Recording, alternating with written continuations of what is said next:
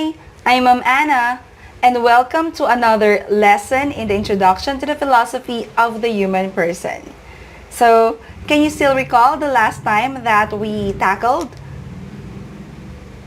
And yes, you're right when you say that it's about intersubjectivity, right?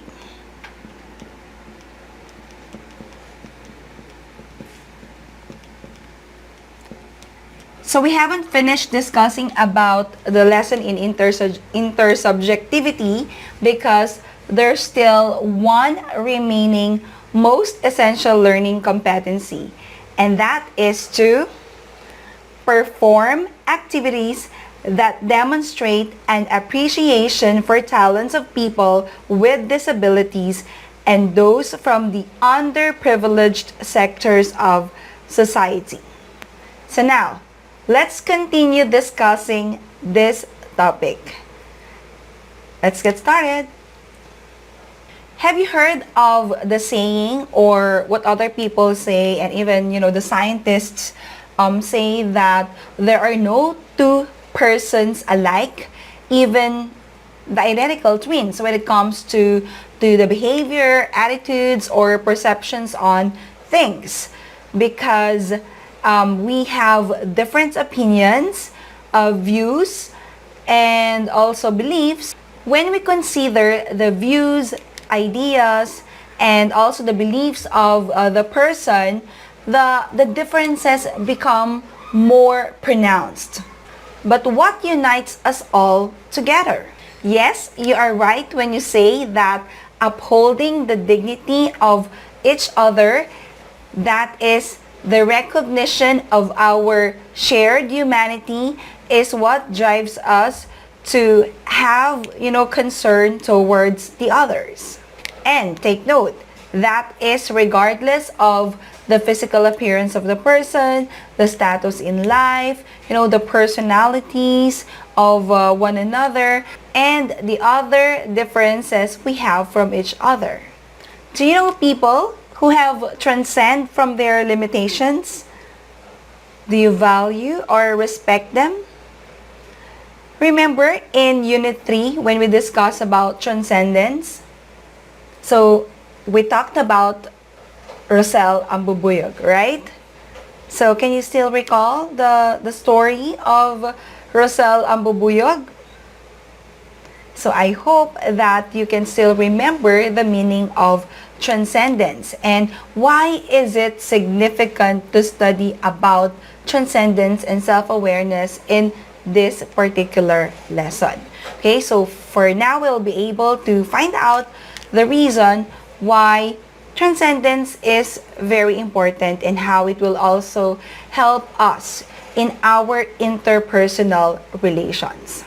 I'm sure there are a lot of people that you have in mind whom you think have, transcended from their limitations. So let me share with you one famous personality, and I guess, you already know her and you're familiar with her story, and she is Helen Keller.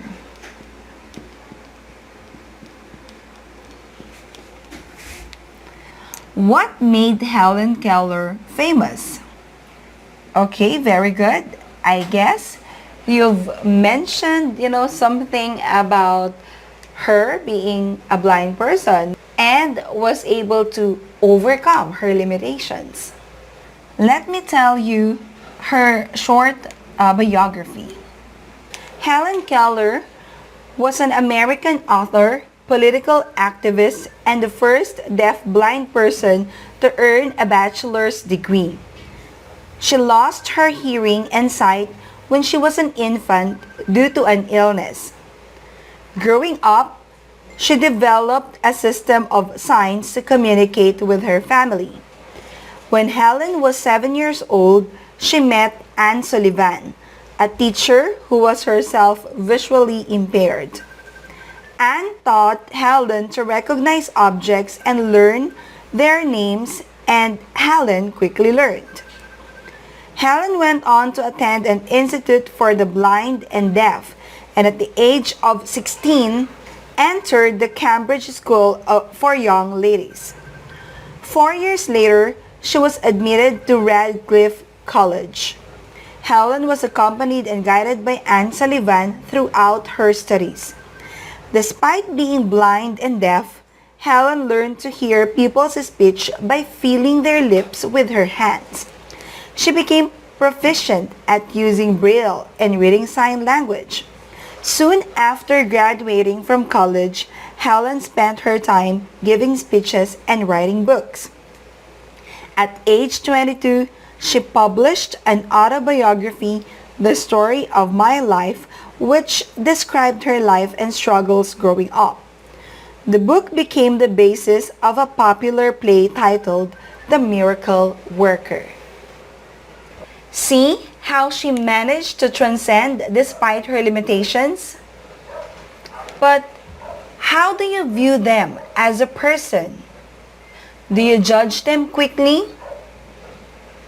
Are you the type of person who ignores them or alienate them?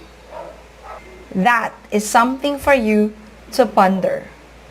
There are also other people who are left out or isolated from the society because they are deemed different.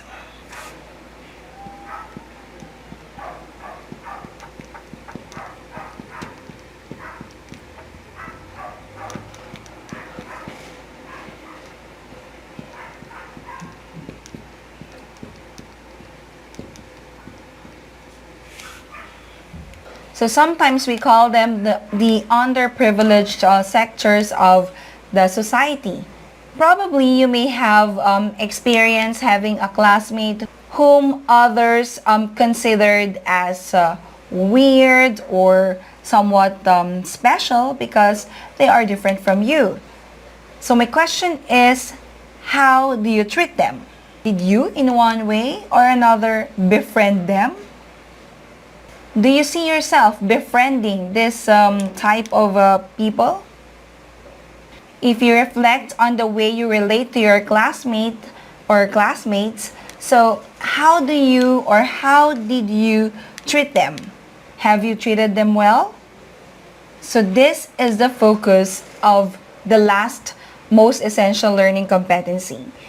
So how do you relate with the people with disabilities and also the underprivileged, the other underprivileged sectors of the society or the other groups who may be different from you?